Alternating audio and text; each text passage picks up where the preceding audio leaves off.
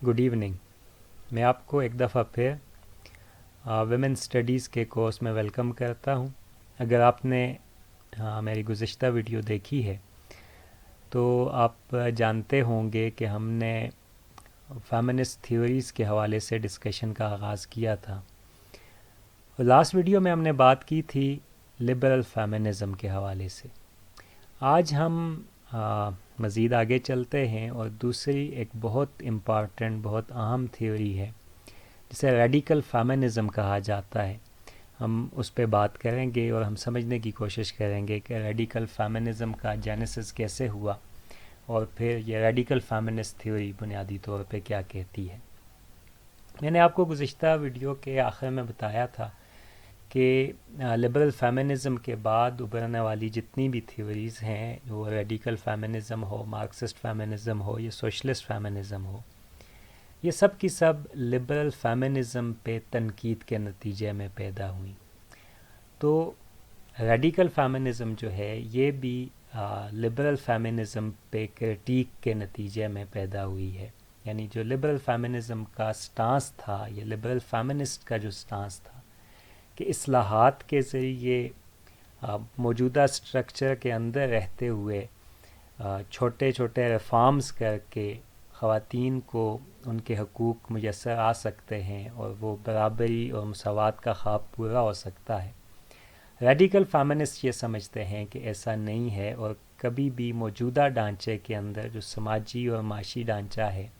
جو سیاسی ڈھانچہ ہے، اس کے اندر رہتے ہوئے جو فیمیلز ہیں، جو ویمن ہیں، ان کو برابری کے حقوق میسر نہیں آ سکتے. اس لیے اس ڈھانچے کو، اس اسٹرکچر کو بدلنا بہت لازمی ہے. ریڈیکل کا جو لفظ ہے یہ انقلابی جس کے معنی ہوتے ہیں، تو یہ انقلابی اسی لیے ان کو کہا جاتا ہے کہ مکمل طور پہ اس ڈھانچے کو بدلنے کی بات کرتے ہیں. اب یہ لبرل فیمنسٹ کے بعد جو ریڈیکل فیمنسٹ تھے، ان کا جینیسس کیسے ہوا، اس کا آغاز کیسے ہوا؟ تو جب 1960s میں رائٹس کی موومنٹس چل رہی تھیں یونائٹڈ اسٹیٹس آف امریکہ میں، اور خاص طور پہ جب اینٹی وار موومنٹ چل رہی تھی، تو اس میں خواتین بھی اپنے مرد حضرات کے ساتھ ساتھ اینٹی وار موومنٹ کا حصہ تھیں. اسی اینٹی وار موومنٹ یعنی جنگ کے خلاف جو ایک تحریک چل رہی تھی، اس میں کچھ خواتین کو یہ احساس ہوا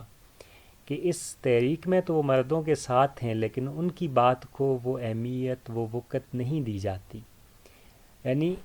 ایک اسٹیٹ کے خلاف اور اسٹیٹ کی ایک پالیسی کے خلاف جو پوری ایک تحریک چل رہی تھی، اس کے اندر اس تحریک کے ایک سیگمنٹ جو تھا وہ اس کو اتنا بولنے کی، بات کرنے کی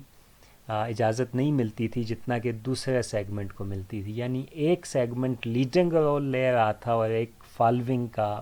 ایک پیچھے چلنے کا کردار کسی کو دیا جا رہا تھا. اور یہ کون لوگ تھے کہ جن کو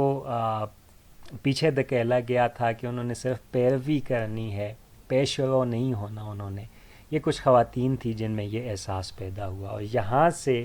ایک بریک اپ آیا اس موومنٹ کے اندر، اور خواتین نے یہ کہنا شروع کیا کہ ان مردوں کے ساتھ چلنا جو ہے ممکن نہیں ہے، بلکہ عورتوں کو اس پیٹریارکل سٹرکچر کے اندر جو پدر سری نظام موجود ہے، اس کے اندر جب بھی یہ کسی بھی تحریک کا حصہ بنے گی تو ہمیشہ ان کا رول جو ہے وہ سب آرڈینیٹ ہوگا اور ان کے ایشوز کو، ان کی آواز کو نہیں سنا جائے گا. تو یہاں سے ابتدا ہوتی ہے ریڈیکل فیمنسٹ کی، جو کہ ایک ایکسٹریم میں تو مین ہیٹنگ ویمن کے طور پہ ایمرج ہوتی ہیں. یعنی کچھ خواتین ان میں ایسی تھیں کہ جو باقاعدہ مرد سے نفرت کرنے تک چلی گئیں، اور یہیں سے جو لیسبین کلچر ہے کہ عورتیں عورتوں کے ساتھ زندگی گزار سکتی ہیں، انہیں مردوں کے ساتھ زندگی گزارنے کی ضرورت نہیں ہے ان کی سب آرڈینیٹ بن کے. اس کے ساتھ لیکن تمام ریڈیکل فیمنسٹ جو تھیں وہ لیسبینزم کو سپورٹ نہیں کرتی تھیں، جبکہ کچھ جو ریڈیکل فیمنسٹ تھیں ان کا خیال یہ تھا کہ عورتوں کو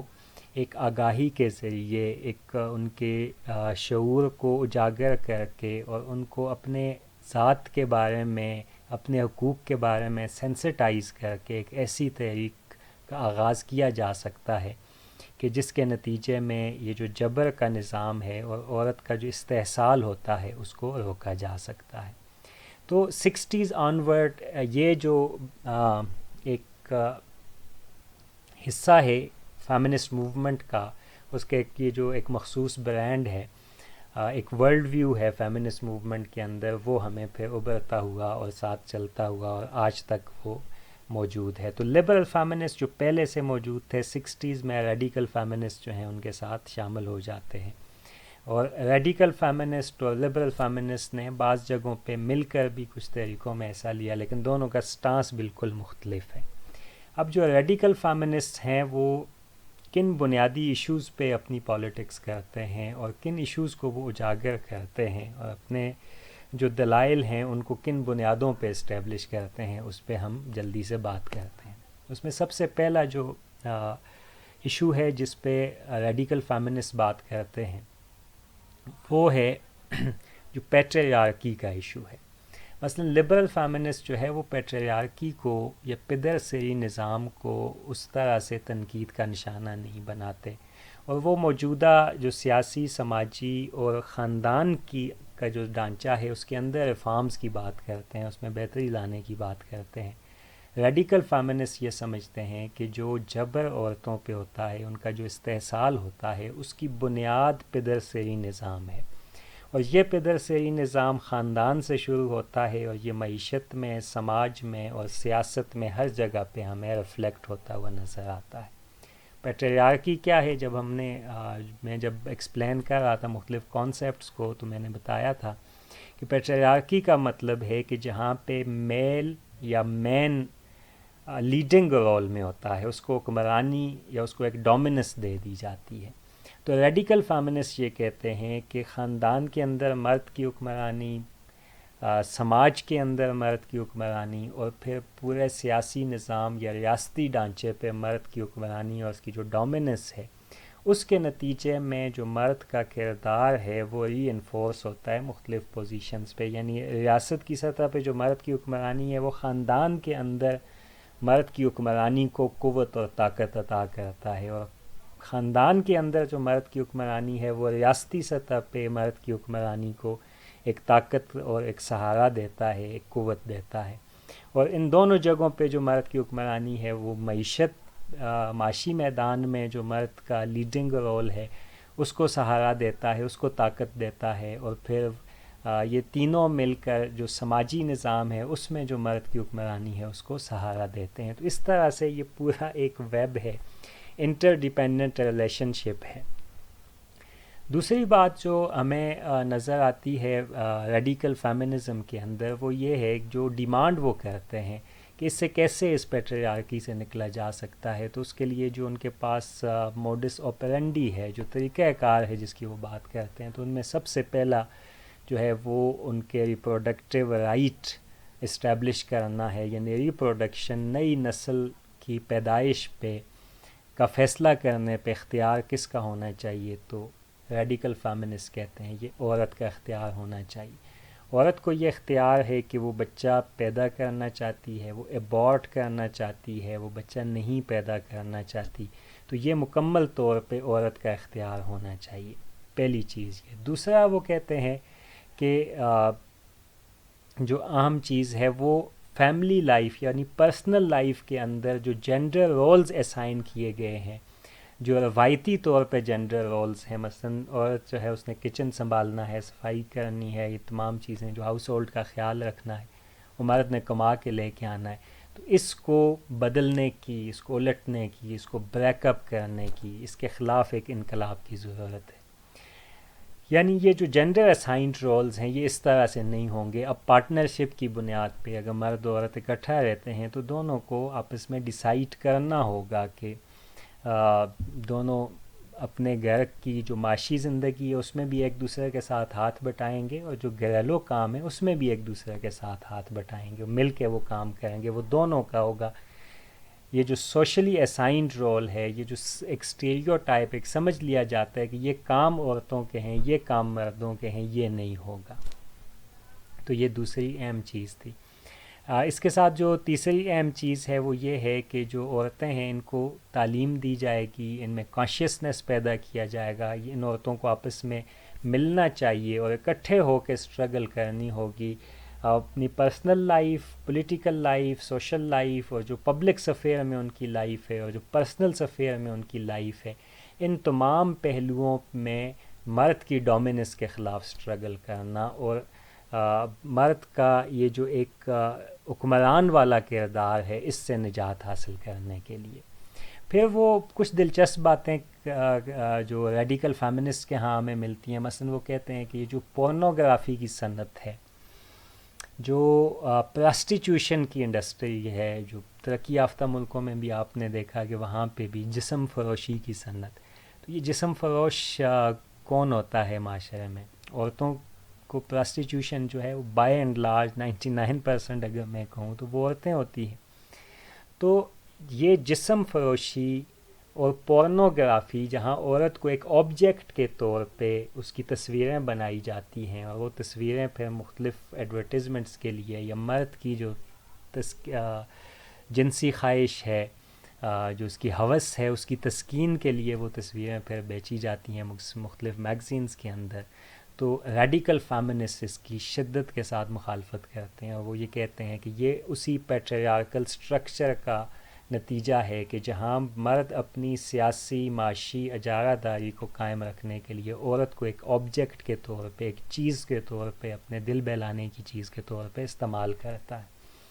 اسی طرح جو پراسٹیٹیوشن ہے اور جو پورنوگرافی ہے، یہ عورت کی صحت، اس کی سائیکولوجیکل ایموشنل ہیلتھ، اس کو نقصان پہنچانے والی چیزیں ہیں، تو ان کو انڈسٹری کا درجہ جو دیا گیا ہے، جو صنعت کا درجہ دے دیا گیا کہیں پہ، اور ان کی اجازت دے دی گئی ہے، تو یہ نہیں ہوگا۔ اور جسم فروشی جو ہے اس کو بالکل بھی ریڈیکل فیمنسٹ قبول کرنے کے لیے تیار نہیں ہیں کہ اس کے ساتھ وابستہ جو عورت کو نقصانات ہیں وہ بہت زیادہ ہیں۔ پھر ایک اور اہم ایشو لاسٹ جس پہ ہم بات کرتے ہیں وہ یہ تھا کہ کیا جو ٹرانسجینڈرز ہیں، یہ کوئر کمیونٹی ہے، جو تیسری جنس جنہیں ہم کہتے ہیں، ان کے ایشو پہ ہمیں ریڈیکل فیمنسٹ کے اندر پھر ایک ڈویژن نظر آتی ہے۔ کچھ ریڈیکل فیمنسٹ جو ہیں وہ سرے سے ٹرانسجینڈر کو اکاموڈیٹ کرنے کے لیے ان کے ساتھ چلنے کے لیے تیار نہیں ہیں، یا ان کے رائٹس کی موومنٹس کو وہ ویمن رائٹ کی موومنٹ کے ساتھ اکٹھا چلانے کے لیے آپریشن کے اس کانٹیکسٹ میں کہ وہ بھی وائس لیس ہیں، ان پہ بھی ظلم ہوتے ہیں، ان کا بھی استحصال ہوتا ہے، تو وہ بھی آپ کے ساتھ ہونے چاہیے، تو کچھ اس کو ساتھ چلانے کے لیے بالکل تیار نہیں ہے۔ لیکن کچھ ریڈیکل فیمنسٹ جو ہیں، یعنی یہ مختلف اس کے world views within radical feminist پائے جاتے ہیں۔ کچھ یہ سمجھتے ہیں کہ جیسے عورت کا استحصال ہوا ہے اسی طرح سے ٹرانسجینڈر کا بھی استحصال ہوتا ہے سماج کے اندر، تو ان کو بھی ساتھ لے کر چلنا چاہیے۔ پھر جو طبقے کے سوال پہ جب ہم آتے ہیں تو جو ریڈیکل فیمنسٹ ہیں وہ کسی قسم کے انٹرسیکشن کے حامی نہیں ہیں۔ انٹرسیکشن کا مطلب یہ کہ عورت کے مسئلے کو اس طریقے سے دیکھنا کہ ایک بحیثیت عورت اور دوسرا بحیثیت ایک طبقے کی عورت۔ مثلا ایک عورت جو غریب ایک مزدور طبقے کی عورت ہے، اس پہ ایک ظلم جو ہمیں مارکسسٹ فیمنسٹ کے ہاں بعد میں ہم اس پہ بات کریں گے کہ ایک جو ہے اس کے ساتھ کیا ہوتا ہے، جو تھرڈ ویو ہے اس میں ہم نے بات کی تھی کہ انٹرسیکشن کیسے ہوتا ہے کہ ایک عورت مزدور طبقے کی، اس پہ ایک طرف مزدور ہونے کی وجہ سے استحصال اس کا ہو رہا ہے، دوسرا عورت ہونے کی وجہ سے۔ تو عورت ہونا ایک اور مزدور ہونا دو، تو یہ دو طرح کا جو استحصال کا انٹرسیکشن ہے وہ ہو جاتا ہے، اور یہ اس انٹرسیکشن پوائنٹ پہ ہے جو مرد کا اس طرح سے نہیں ہوتا۔ تو یہ اس قسم کی کسی تشریح یا تفہیم کو ریڈیکل فیمنسٹ مانتے نہیں ہیں، بلکہ وہ اس کو عورت کی اسٹرگل کے طور پہ دیکھتے ہیں، اور عورت کی جو طبقاتی شناخت ہے یا اس کا جو طبقاتی شعور ہے اس کو جنس کی بنیاد پہ دیکھتے ہیں، بلکہ اس کو معیشت کی بنیاد پہ نہیں دیکھتے، نہ سماج کے اندر سٹیٹس کی بنیاد پہ وہ دیکھتے ہیں، بلکہ ان کا بنیادی فوکس یہ ہے کہ عورت چاہے وہ سماج کے جس حصے میں بھی ہے، وہ اوپر والے طبقے میں ہے، درمیانے طبقے میں ہے یا نچلے طبقے میں ہے، اس کا بحیثیت عورت ایک جنس کے جو استحصال ہوتا ہے اس کو مد نظر رکھنا چاہیے، اور عورتوں کو چاہے جس بھی طبقے سے ان کا تعلق ہے انہیں مل کر کوشش کرنی ہوگی کس کے خلاف، پیٹریارکی اور پیٹریارکل سٹرکچر کے خلاف، جو مرد ڈومیننس کا، مردانہ بالادستی کا جو ڈھانچہ ہے، سماجی، سیاسی، معاشی ڈھانچہ جو ہے، اس کو بدلنے کے لیے ان سب کو مل کے جدوجہد کرنی ہوگی۔ تو ریڈیکل فیمنسٹ پھر جب اس ڈھانچے کو مکمل طور پہ بدلنے کی بات کرتے ہیں تو دو طرح کے پھر الٹرنیٹیوز ہمارے سامنے آتے ہیں۔ ایک یہ کہ یہ جو پورا سیاسی سماجی عمل ہے اس میں مرد سے حکمرانی لے کر عورت کے ہاتھ میں آ جائے، اور ایک فیمنن ڈومینیٹڈ سوسائٹی جو ہے،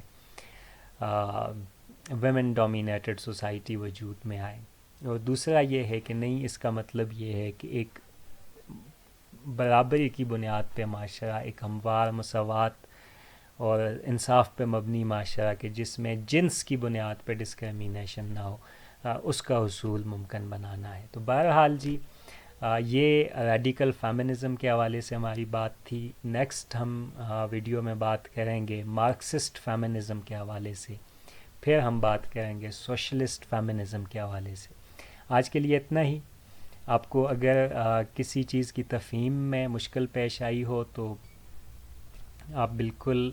کامنٹ سیکشن میں اپنے کامنٹس دے سکتے ہیں، آپ کویسچن پوچھ سکتے ہیں، اور آپ کے جو کامنٹس ہیں اور جو آپ لائک یا ڈس لائک، جو بھی آپ کو پسند نہیں آتا تو آپ امپریشن لازمی دیں، اس کو ناپسند کر دیں، وہ تھم ڈاؤن والا امپریشن ہوتا ہے۔ اگر آپ کو پسند نہیں آیا تو وہ دے دیں تاکہ میں سمجھ سکوں، میں جان سکوں کہ میرا آپ کے ساتھ جو ایک انٹلیکچوئل ریلیشن شپ ہے اور جو انگیجمنٹ ہے وہ کس طرح سے چل رہی ہے۔ آج کے لیے اتنا ہی۔ اس ویڈیو کو شیئر کرتے رہیے اور اس پہ ڈسکشن کیجیے۔ Thank you very much.